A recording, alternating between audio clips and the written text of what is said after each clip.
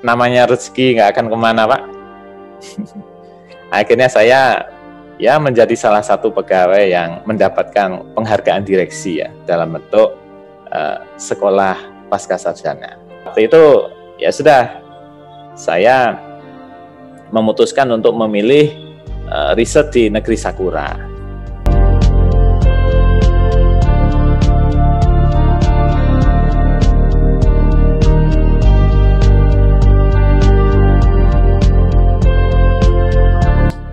Bismillahirrahmanirrahim. Assalamualaikum warahmatullahi wabarakatuh.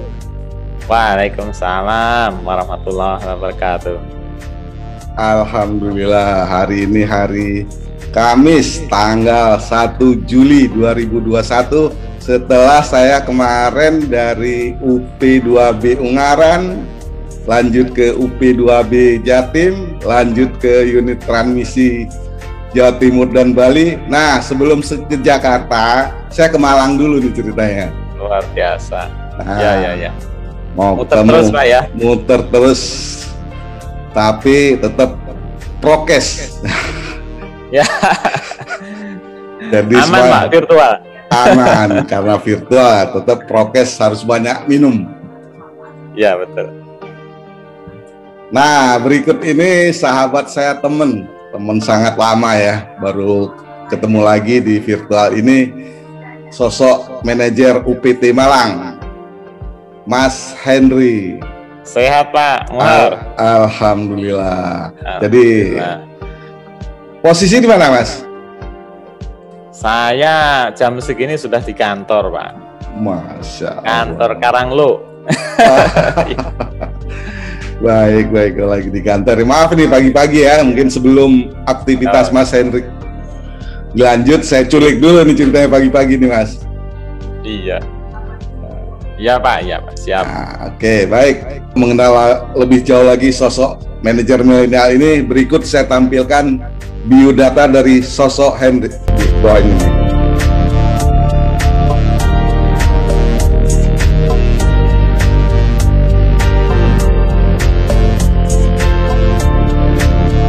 Saya sudah tampilkan biodata dari Mas manajer milenial ini, Mas Henry. Berikut mungkin kita coba dengar lebih jauh tentang biodata beliau. Monggo, Mas. Terima kasih Pak Muhar ya atas kesempatannya ya dalam diskusi virtual ini. Jadi Pak Muhar, saya itu kalau boleh perkenalan, saya itu bergabung dengan perusahaan tercinta ini sejak 2008, Pak.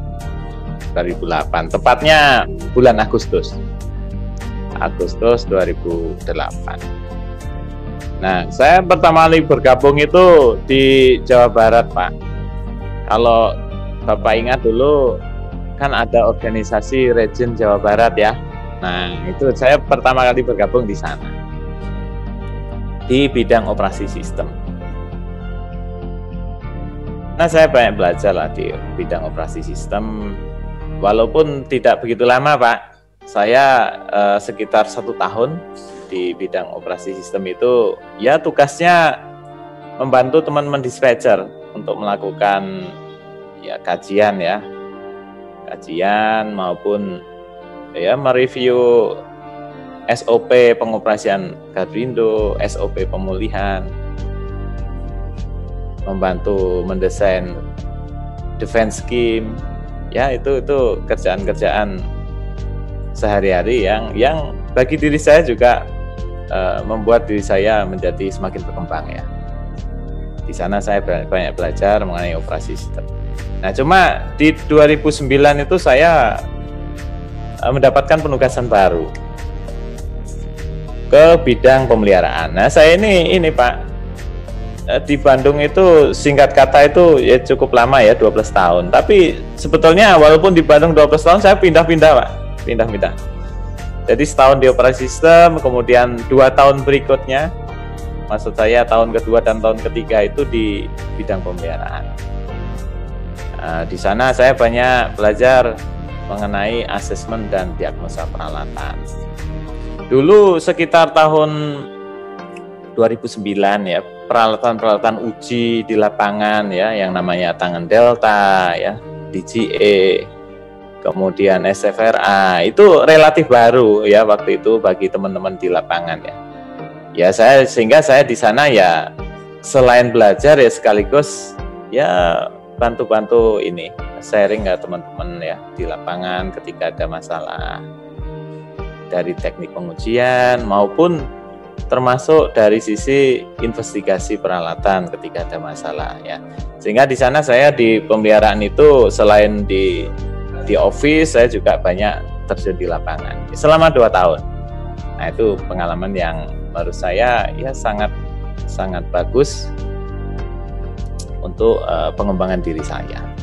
Nah kemudian sekitar tahun 2011 Pak, tahun 2011 saya pindah tugas. Nah kalau dulu ngurus operasi sistem, ngurus pemeliharaan. Nah 2011 sampai 2012 saya ngurus pengelolaan data Pak. Jadi sebagai supervisor pengelolaan data di APP Bandung. Di UPT, sorry. Dulu 2011 sampai 2012 itu masih UPT namanya, UPT Bandung Barat. Nah, UPT Bandung Barat. Di sana sebagai supervisor pengelolaan data itu sekitar 1 tahun saya, 1 tahun. Ya di sana waktu itu ya kita ya melakukan review, updating maupun pengelolaan data-data aset ya. Dimana waktu itu ya PST yang namanya aplikasi legacy PST itu peralatan sistem naga waktu itu ya belum lama diimplementasikan di P3P, sehingga waktu itu kita gencar untuk melakukan pengelolaan maupun updating data-data peralatan ya di sistem gitu ya. Nah itu sekitar 1 tahun ya. Nah rupanya di tahun 2012 awal, nah ada perubahan organisasi yang cukup besar Pak ya. Dulu kita ingat ya, dulu yang namanya region ya, ada region Jawa Barat ya, region Jakarta dan Banten. Kemudian yang di timur ada RJTB itu dibubarkan ya. Kemudian organisasi menjadi 2 layer ya, ada P3P Jabali, kemudian layer bawahnya ada UPT. Cuma di organisasi baru dulu kan namanya berubah menjadi APP ya. Nah, sehingga terbentuklah APP Bandung di awal tahun 2012. Nah, APP Bandung ini merupakan gabungan dari UPT Bandung Timur dan UPT Bandung Barat. Nah, di sana di organisasi baru itulah saya ditugaskan atau mendapatkan penugasan baru sebagai asisten manajer engineering. Jadi kalau sekarang itu sebutannya manajer bagian perencanaan dan evaluasi. Kalau dulu disebut sebagai asmen engineering. Nah, sebagai asmen engineering, nah ini banyak suka dukanya, Pak. Saya di sana sebagai asmen engineering itu sekitar 2 tahun. 2 tahun. Nah, di 2 tahun itu banyak suka duka yang saya alami. Nah, akhirnya ya situ pengalaman menjadi bagian ya dari pengalaman yang membesarkan saya lah ya, membuat saya lebih pengalaman. Itu saya sampai menerbitkan ini buku kesehatan instalasi. Nah, itu saya update terus dengan teman-teman ya, tentunya ya, dengan teman-teman asesdik di APP Bandung. Kita terbitkan buku kesehatan instalasi, kita lakukan investigasi lanjut, pemantauan intensif, kita lakukan upaya-upaya preventif ya, kita implementasikan CPM. Ya alhamdulillah bisa mencapai ini zero gangguan peralatan utama. Nah itu kepuasan yang ya bagi saya dan teman-teman waktu itu ya sangat membuat kita tim itu menjadi makin percaya diri gitu ya. Sebagai asmen engineering waktu itu ya ini pertama kali saya belajar manajerial Pak, manajerial di PLN lah ya. Kalau sebelumnya sebagai supervisor kan ya anak buahnya sedikit lah. Tapi kalau waktu itu sebagai asmen engineering itu terutama di Bandung itu ya, yang dimana di sana itu ada kantor region yang dibubarkan gitu ya. Sehingga stafnya banyak Pak. waktu itu staf saya itu sampai 30 orang Pak di engineering API Bandung. Ya staf yang sangat kuat bagi saya itu ya. Staf yang sangat kuat, sangat pengalaman, ya luar biasa teman-teman waktu itu. Nah kemudian di tahun kedua sebagai asmen engineering, saya melihat, loh kok ada ini ya, ada kesempatan S2 ya, wah ini kesempatan ini. Itu kesempatan ini, wah saya lihat talenta saya, wah talenta saya memenuhi ini, ya kita daftar lah kalau gitu. Tepatnya sekitar tahun 2014 Pak. 2014 ya udah saya memutuskan izin ke Juragan. Waktu itu manajer saya ini almarhum Pak Anas Pak. Ya. Pak masih ingat nggak? Itu manajer saya pada saat saya memutuskan mengambil sekolah, beliau menyetujui, alhamdulillah. Akhirnya saya daftar. Akhirnya ya namanya rezeki nggak akan kemana Pak. Akhirnya saya ya menjadi salah satu pegawai yang mendapatkan penghargaan direksi ya dalam bentuk sekolah pascasarjana. Waktu itu saya mengikuti program kerjasama Pak, kerjasama PLN ITB Pak. Ya. PLN ITB mengikuti S2 manajemen aset ya. Nah, pada waktu itu di 2014 sampai 2016 saya bergabung. Maksud saya menjalani sekolah S2. Nah, program S2 ini gini, kalau yang di ITB waktu itu Pak ya, kita setahun itu di ITB ngebut udah. Setahun itu ngebut. Kenapa kok ngebut? Karena ya semua pelajaran, semua SKS harus habis di dalam waktu 2 semester. Semester 1 dan semester 2 itu harus habis sudah. Makanya di ITB waktu itu ngebut. Kemudian di tahun kedua Pak itu ada yang namanya joint research Pak. Nah, kerjasama penelitian antara ITB dengan universitas di luar negeri. Nah waktu itu ya sudah saya memutuskan untuk memilih riset di negeri Sakura. Ya di sana selain belajar teknikal mengenai manajemen aset ya, mengenai asesmen trafo khususnya ya. Nah, saya ingin belajar budaya negara maju ya, setidaknya itu bisa menambah wawasan dan knowledge kita ya ketika kembali ke Indonesia. Nah, singkat kata akhirnya saya bergabung dengan salah satu lab ya, namanya Hikita Lab ya. Itu universitasnya disebut sebagai Kyushu Institute of Technology. Yaitu di Jepang Selatan, Pak. Di Jepang Selatan, di Prefecture Fukuoka, tepatnya di kota kecil ya, kotanya nggak begitu besar, tapi luar biasa, bersih, rapi, penuh kedisiplinan, namanya kota Kitakyushu. Nah, di sana saya menjalani riset selama kurang lebih 8 bulan ya. Kebetulan di Kyushu Institute of Technology ada kerjasama dengan salah satu perusahaan produsen minyak. Jadi minyak nabati, Pak. Jadi kalau sekarang kita menggunakan minyak-minyak mineral oil ya, nanti ke depan itu teknologi itu akan mengarah ke minyak-minyak yang bisa diperbaharui ya. Minyak-minyak yang berasal dari tumbuhan.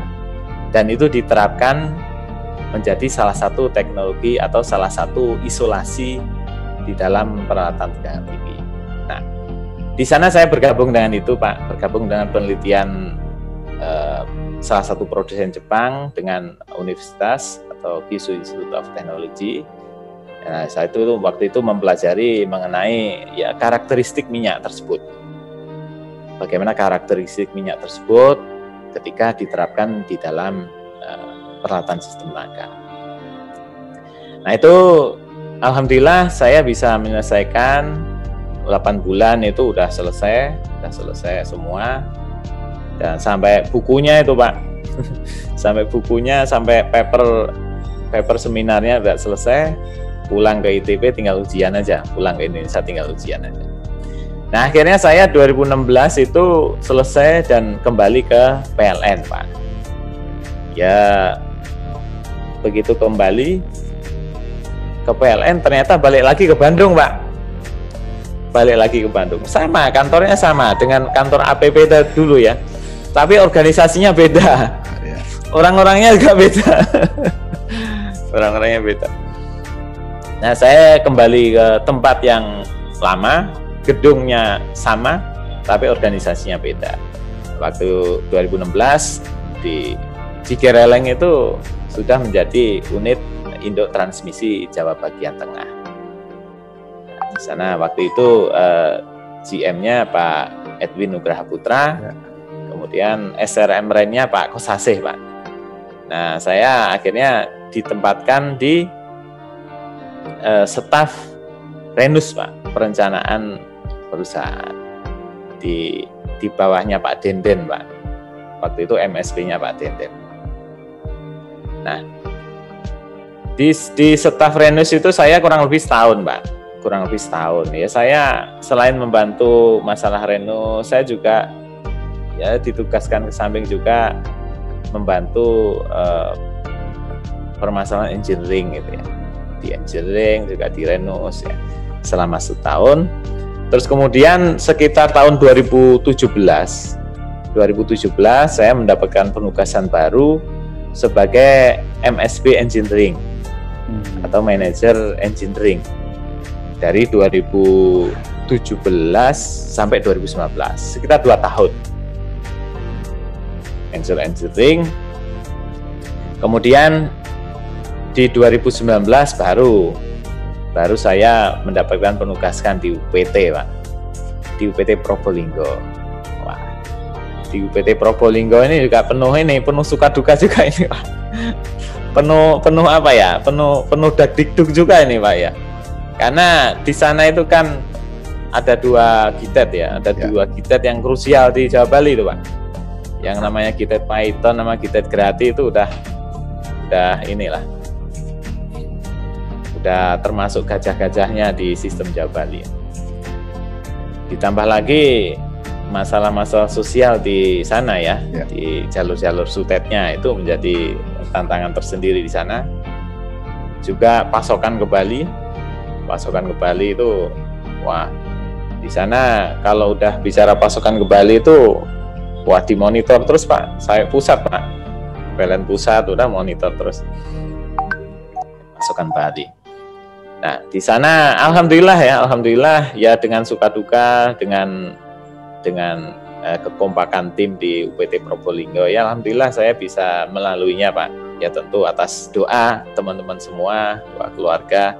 Ya alhamdulillah bisa melalui, bisa menjalankan amanah ya waktu di UPT Probolinggo itu selama kurang lebih 2 tahun, Pak. Nah, hingga akhirnya di 2021 ini saya mendapatkan penugasan baru di UPT Malang. Lebih kota, Pak, geser ke kota. Dulunya di ujung di daerah Tapal Kuda, sekarang geser ke Malang yang lebih. Tentu dengan tantangan baru. Nah, saya di Malang ini kurang lebih ini, Pak, kurang lebih sekitar ya saya sejak Ramadan kemarin. Ya, April, Mei, ya Juni, ya 3 bulanan lah. 3 bulanan di Malang, ya alhamdulillah sudah mulai running di Malang dengan tim yang baru, dengan tantangan yang baru ya, sangat menarik, Pak Muhad. Baik. Mungkin itu, Pak, perkenalan singkat. Baik Mas Hendrik. Itu alumni di perguruan tinggi mana waktu S1-nya, Mas? Saya itu S1 itu Teknik Elektro ITS, Pak. Ya, Teknik Elektro ITS. Ya, dulu spesialisasi saya waktu S1 itu power system, Pak. Kalau arus kuat itu kan ya secara general kalau dibagi 2 ya ada power system, ada tegangan tinggi gitu ya. Ya alhamdulillah komplit lah. Waktu S1 power system ya mempelajari mulai dari load flow, hubung singkat sampai stability, Pak.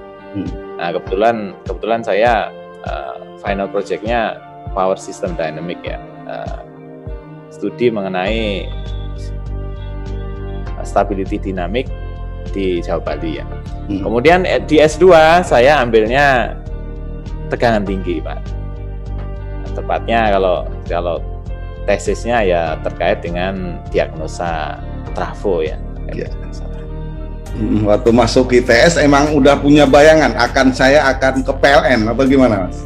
Jadi gini, Pak, salah satu salah satu Pak D saya itu udah pensiun sih, Pak. Dulu salah satu dulu pernah jadi kepala di PLT Asutami, Pak, PJP, Pak, PJP. Nah, yes, itu termasuk yang salah satu menginspirasi saya ya. Begitu masuk ITS sambil elektro, wah ini nanti ke PLN paling cocok ini. Cocok dengan latar belakang nih. Kan enak itu, Pak, ketika kita kerja di suatu company, perusahaan, sama dengan background kita, linear gitu ya. Wah, itu passionnya itu menjadi lebih bagus. Itu ngelamarnya di mana? Di kampus atau di mana? Di kampus, Pak. Saya itu 2007 berarti, Pak. Ya. 2007 itu direct shopping, Pak, namanya, Pak, dulu. Rekrutmennya direct shopping, jadi PLN masuk ke kampus-kampus tertentu ya di Indonesia. Nah, kemudian di situ kita masuk. Jadi lumayan panjang, Pak, ya. Kalau PLN kan panjang itu. Ya. Tahapan tesnya. Ya, PLN juga langsung nggak mau ketinggalan. Mereka langsung menjemput putra terbaik di kampus-kampus tertentu ya. PLN inisiatif yang luar biasa untuk langsung menjemput putra-putra terbaik gitu kita.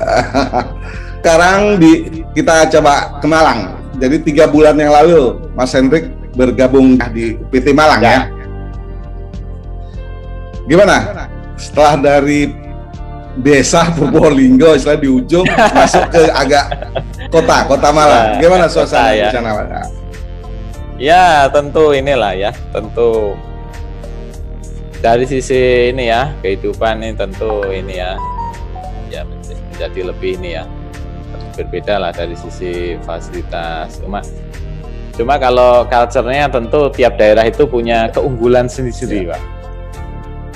Purbolinggo, Malang itu punya keunggulan masing-masing, kearifan lokal yang masing-masingnya itu yang menambah ini ya, menambah wawasan kita ya.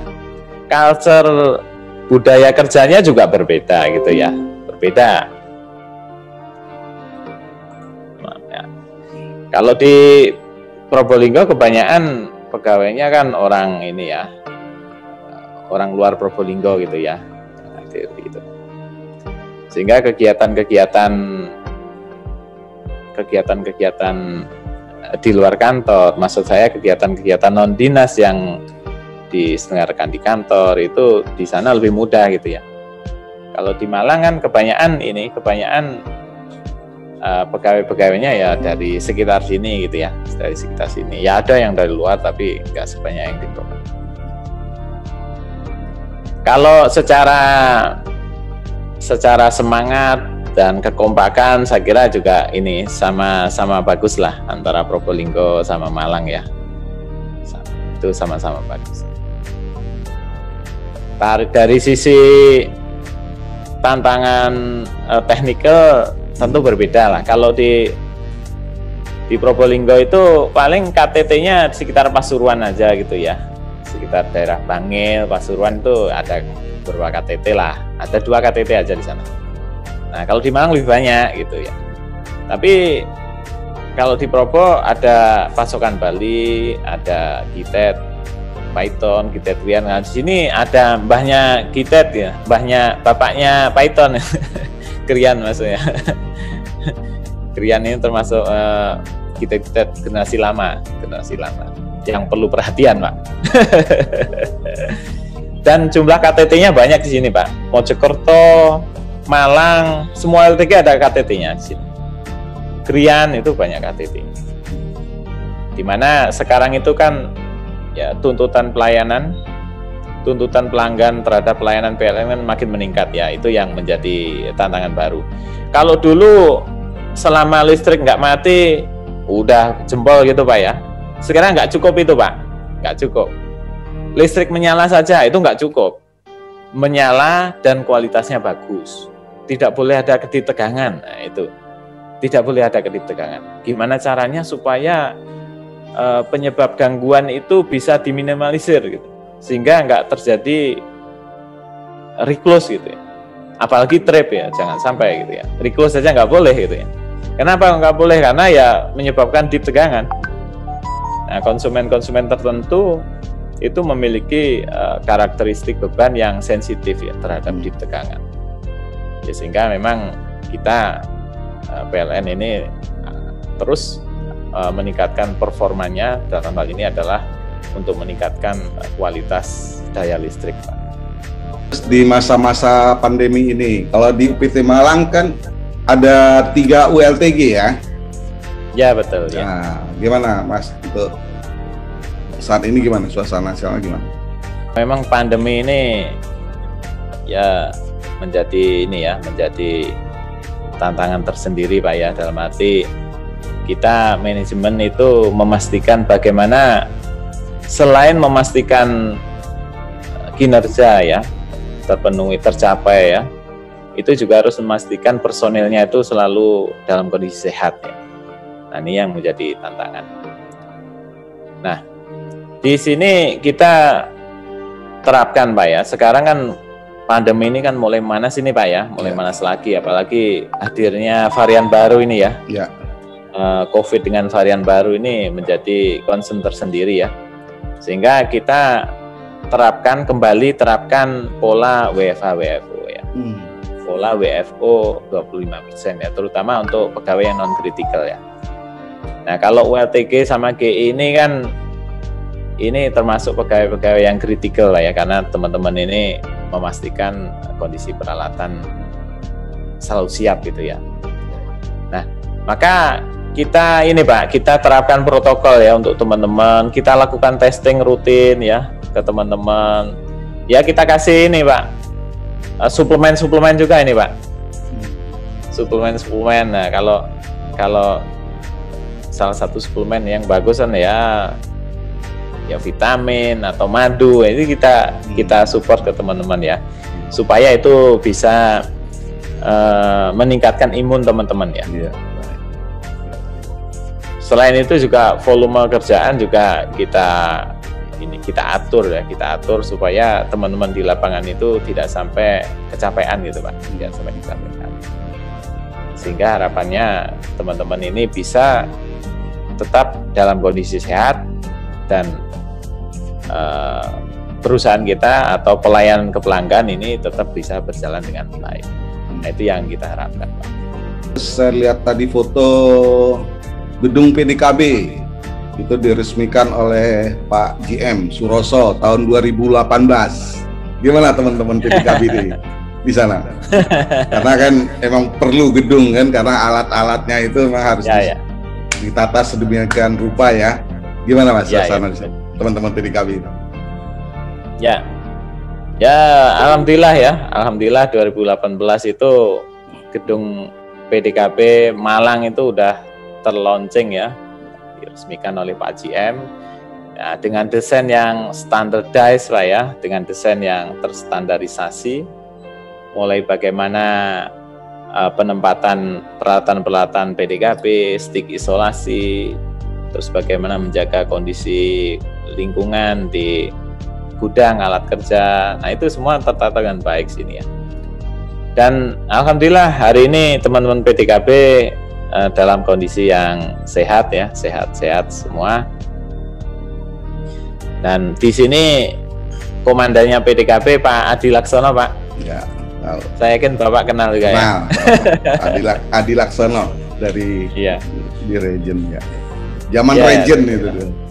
Ya, betul. Ya, oke. Mas Hendrik, gimana sinergi dengan pelanggan dari UPT Malang?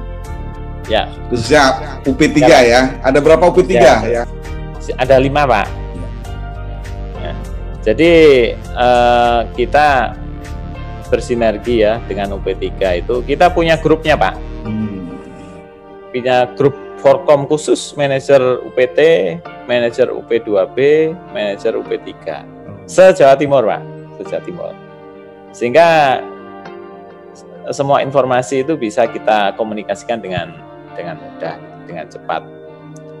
Nah, dalam hal sinergi, kami itu selain itu ada grup besar ya, kami di UPT dengan UP3 di wilayah kami ya, itu punya grup bersama KTT. Jadi ada KTT, ada UP3, ada UPT.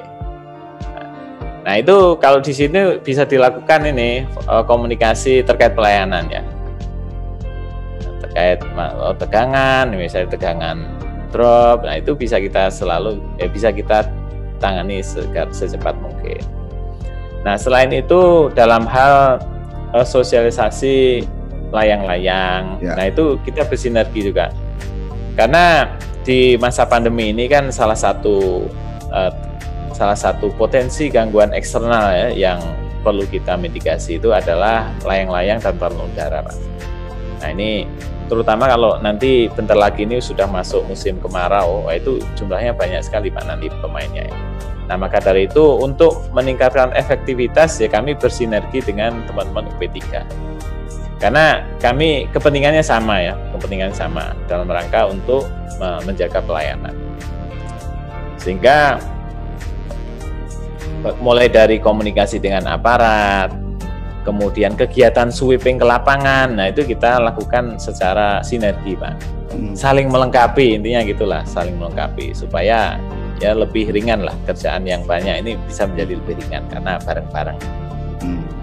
Saya kira itu. Terus kemudian dalam hal penanganan sosial ROW kami juga bersinergi ya, bersinerginya gimana ya? Hubungan dengan pemerintah daerah setempat itu kan kadang-kadang ini ya kita saling lengkapi lah. Kadang-kadang wilayah Pasuruan ini manajer UP3-nya lebih dekat dengan ini Pak Bupati, dengan Kapolres, udah biasa ngopi misalnya ya. Udah saya tinggal nimbrung aja, tinggal ngontak aja, ikut nimbrung, nanti kita masuk dari sana ya untuk mendapatkan ini ya support terkait dengan pengamanan aset ya, terutama objek vital nasional.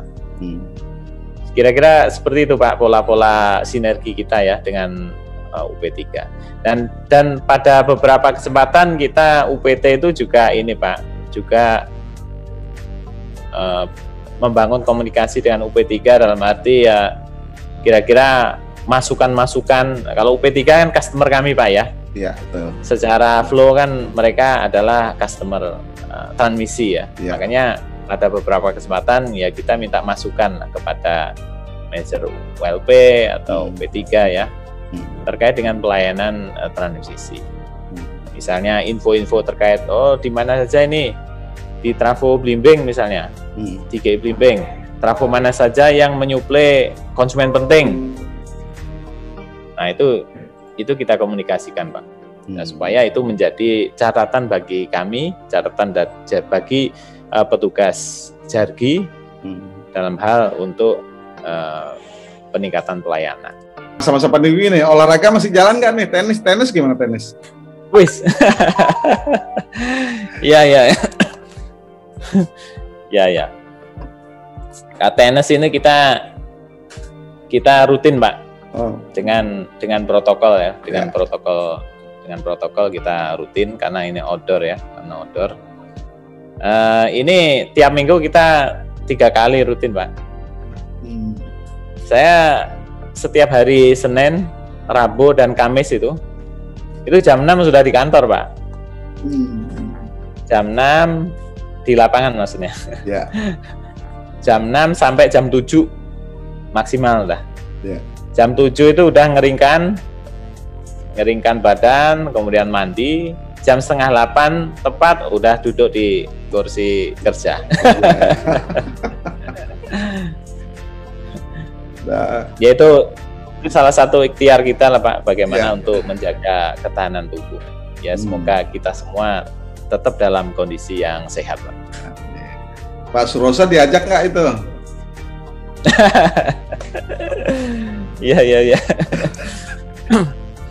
Iya. Ya beliau main juga tenis Pak sekarang. Tapi basicnya badminton Pak sebetulnya. Iya. Beliau basicnya badmintonnya luar biasa Pak Suroso, Pak GM. Saya kalah tuh badmintonnya. Dulu sebelum pandemi. Sebelum pandemi itu sering ketemu lah. Sering ketemu badminton maksud saya. Wah, itu udah lawan Pak Jiem, wah kalah saya. Padahal saya juga badminton, Pak. Waktu di Bandung saya badminton. Bukan ngalah itu, tapi kan, bukan ngalah kan? Bukan. Memang kalah ya. Oh, jadi nggak kayaknya kalah lama. Oh. Kalah lama kayaknya. Memang saya itu baru 2 tahun, sejak baru 2016 mulai megang raket badminton. Kalah startnya kalah ya. Kalah start ya. Butuh waktu lagi untuk ngejar. Tapi beliau 2019 kan saya pindah ke tenis. Ya.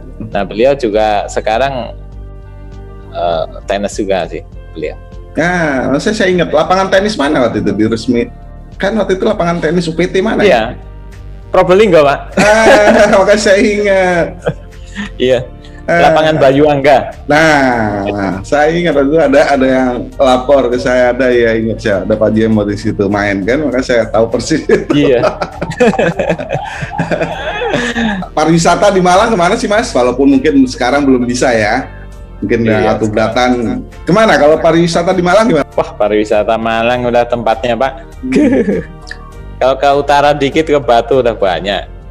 Banyak wisata baru ya. Wisata Jatim Park, wisata bunga, para layang di sana banyak. Cuma saya Pak, para layang ini harus siap mental dulu ini kalau mau nyoba. Gitu Pak. Oh, ya, kuliner sini banyak juga kuliner. Ya. Tapi mungkin sekarang ini agak tertutup ya, atau prokes tertentu ya. Iya ya, memang sekarang dibatasi Pak. Ibu PIKK gimana Ibu PIKK? Ya. Kalau selama pandemi ini PIKK itu kegiatannya lebih banyak virtual Pak, virtual.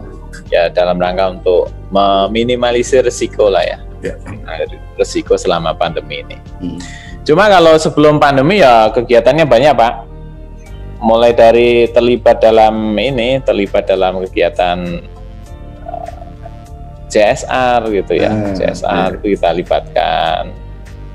Kemudian ada pertemuan rutinnya ya untuk pengembangan keterampilan ya.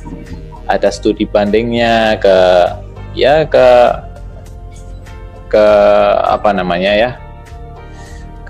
home industry, makanan, pembuat makanan, kue dan sebagainya dalam rangka untuk membangun silaturahim dan menambah wawasan.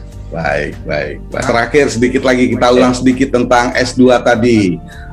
Mas Hendrik bilang tadi, wah saya termasuk memenuhi syarat untuk masuk S2. Kriteria apa kira-kira mungkin adik-adik kita yang mau melanjutkan S2? Kalau S2 itu kan kalau kita lihat dari peraturan direksi itu persyaratannya dinamis Pak, peraturan dinamis ya. Nah sekarang muncul peraturan baru lagi dengan mekanisme yang sedikit berbeda gitu ya. Tapi secara umum bahwa yang pertama yang perlu kita lakukan itu adalah bagaimana kita jauh sebelum kita berpikir untuk mendaftar ya, bagaimana kita itu bisa meningkatkan kinerja individu kita Pak. Bagaimana kita itu bisa bekerja secara maksimal sehingga kita itu bisa mendapatkan atau bisa mencapai kinerja individu yang maksimal juga gitu ya. Nah kalau kinerja secara individu udah maksimal, kemudian image kita bagus ya, dapat rekomendasi dari atasan. Nah itu tiket pertama untuk mengikuti seleksi S2. Kemudian berikutnya ya tentu ada proses tes akademik gitu ya. Kalau itu tinggal ngikuti aja lah ya, tes akademik. Kalau zaman saya tesnya itu ada tes TPA, tes kemampuan akademik, kemudian ada bahasa Inggris. Nah, dari dua hal itu dijadikan dasar untuk ini seleksi. Saya kira itu ya. Nah, tentu yang terakhir yang tidak kalah penting ya berdoa. Ya, berdoa itu sesuatu yang tidak boleh kita tinggalkan ya. Iya. Ya tentu dengan doa harapannya kita mendapatkan hasil yang terbaik. Hasil yang terbaik. Waktu itu bed berapa Mas di ITB? Bed keberapa ya? 2014 saya. 2014 ya. Oke. Sekarang untuk yang kemarin baru selesai bed 9. 9 ya. Ya, dua minggu yang lalu ya. 2 minggu yang lalu mereka. Bed keempat kalau nggak salah Pak. 4 ya. Karena programnya kan juga formulasi programnya kan ada perubahan ya. Awal-awal itu belajarnya terkait dengan manajemen ya, manajemen di ITB juga. Terus yang saya ikuti yang S2 teknik Pak. Teknik elektro. Ya murni belajar teknik lah. Kalau yang saya ikuti. Tapi dan yang sekarang masih jalan itu teknis. Ya, ada Pak siapa, salah satu dosen Pak Nanang, Pak Peki apa Pak Nanang? Oh iya Pak Nanang. Kalau saya dosen pembimbing saya Prof Suwarno. Oh Prof.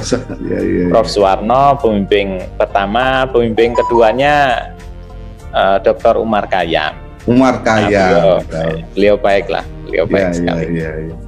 Terus pembimbing luar negerinya Profesor Hikita. Oh. Sama pembimbing kedua di luar negerinya Sujie Sensei. Ada Hikita Sensei, berarti kan Sensei. Setahun di Sakura setahun belum? 8 bulan tepat. 8 bulan ya. 8 bulan. Mungkin ada bahasa apa yang masih diingat di sana? Bahasa negeri Sakura apa itu? Sakura ya. Ya. Itu ini Pak, Muzukashi kalau orang nyebut. Nihongo wa Muzukashi desu. Bahasa Jepang ya sulit. Butuh waktu untuk mempelajari. Saya kalau di kampus ya bahasa Inggris Pak. Tapi kalau di waktu keluar gitu ya, ya inilah ya Pak, liburan, ngisi waktu libur di weekend gitu kan, kita jalan itu ya itu mau nggak mau ya bahasa Jepang Pak. Ngomong ke masyarakat ya bahasa Jepang. Ya kalau tersesat ya masih bisa lah ngobrol untuk nyari tempat balik. Waktu itu keluarga dibawa juga Mas? Ya sempat nyusul Pak. Di 2 bulan pertama itu nyusul. Bulan ketiga nyusul ke sana. Ya biar mendapatkan experience baru lah. Yang itu nanti kelak insya Allah akan berguna. Ya, pengalaman. Luar biasa Pak di sana dari sisi ini ya, kehidupannya luar biasa. Kedisiplinannya ya. Salah satu yang membuat saya sampai sekarang itu terlatih Pak ya, setelah tinggal di Jepang ya sekitar 8 bulan itu adalah kedisiplinan Pak. Luar biasa kedisiplinan waktunya itu. Di sana itu ya kalau kita jangankan rapat ya, kita bepergian ya, kita janjian itu akurasinya itu plus minus menit Pak. Ya plus minus 1-2 menit lah. Tidak ada misalnya janjian jam 9, molornya 15 menit 30 menit nggak ada gitu. jadi luar biasa sampai sekarang saya itu terbawa Pak, sampai sekarang terbawa di kehidupan setelah di Indonesia Pak ya. Termasuk hari ini janji kita kan jam 7 Kan 7.00 kan tadi saya Nah ini bukan hanya ini aja, di kesempatan saya janji tenis dengan teman-teman, enggak hanya dinas ya, saya janji tenis jam 6 itu jam 6.00 plus minus 1 menit 2 menit saya Kalaupun molor paling 5 menit itu ya saya harus minta maaf, Pak. Karena saya molor 5 menit. Nah, itu budaya disiplin itu sangat luar biasa. Itu salah satu hal yang mendorong saya untuk mengambil joint research di Negeri Sakura, Pak.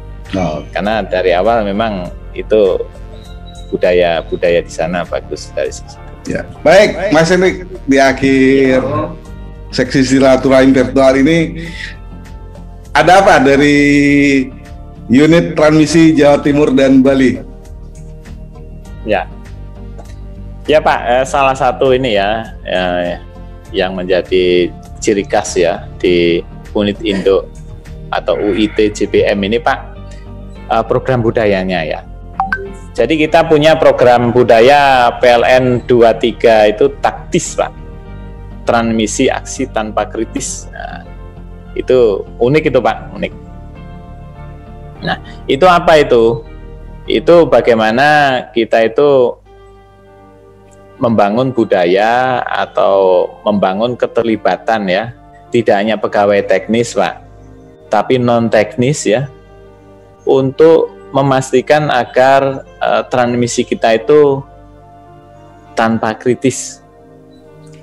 Jadi di sini itu kita punya ini kebiasaan, Pak, teman-teman non teknis ya, tidak hanya teman-teman jaringan, teman-teman GI, tidak hanya itu, teman-teman keuangan ya, kalau pas dia pulang di sekitar rumahnya ada transmisi, nah dia bisa ini, Pak, bisa melaporkan ketika, oh ini di jaringan kok ada pohon yang deket ya, menurut dia kok deket ya dengan konduktor. Nah, dia bisa melaporkan melewati link yang sudah kita punya gitu ya. Nah, itu bisa ditampilkan nanti Pak linknya, Pak. Sambil ini. Ya, nah, tidak hanya itu, pada beberapa kesempatan dengan rapat dengan eksternal ya, kita juga sampaikan mengenai info itu, sehingga baik itu pegawai teknis, non teknis maupun eksternal itu bisa menyampaikan info ya, ketika di transmisi itu ada hal-hal yang berpotensi membahayakan penyaluran tenaga listrik. Nah, kita juga punya namanya Grebek ROW, Pak. Grebek ROW itu adalah upaya untuk melakukan eksekusi ROW. Nah, di situ tidak hanya tim jaringan, tim PGP, tim jaringan, tim WLTG, enggaknya itu, tapi teman-teman non teknis juga terlibat di sana. Itu. Nah, dengan membangun itu kita bisa membangun rasa memiliki, Pak. Rasa memiliki tidak hanya terhadap instalasi kita. Nah, rasa memiliki itu dimiliki oleh tidak hanya orang teknis, namun juga orang non teknis. Orang keuangan kalau melihat, wah itu instalasi kita itu langsung concern, lapor, gitu. Sehingga harapannya dengan menumbuhkan rasa memiliki, dengan membangun rasa kepedulian ini, maka cita-cita bahwa transmisi tanpa kritis ini bisa dicapai. Amin. Gitu, Pak. Amin, insyaallah. Amin. Baik, Mas, waktu sudah menunjukkan jam 8. Terima kasih nih sharingnya, dan mohon izin juga video ini akan saya share di sosial media, Mas. Oke, monggo Pak Muhar. Insya Allah semoga pandemi ini cepat berlalu sehingga saya bisa silaturahim offline kan. Ya, siap. Nah, itu kampung saya waktu Malang, itu kampung saya waktu SD. Oh iya. Nah, saya pernah di Malang dulu. Tapi mampir, Pak ya. Tahun berapa puluh tahun yang lalu lah kan. Saya sekolah di Jalan Kawi waktu itu, kalau nggak ingat saya. Nah, di situ saya berapa tahun lah di situ. Dulu saya sangat lancar bahasa Jawa, saya dulu masih ngerti lah, sekarang dikit-dikit ya. Baik, Mas Henry, terima kasih. Iya Pak, masih sama-sama. Wabillahi taufiq wal hidayah. Wassalamualaikum warahmatullahi wabarakatuh. Waalaikumsalam warahmatullahi wabarakatuh.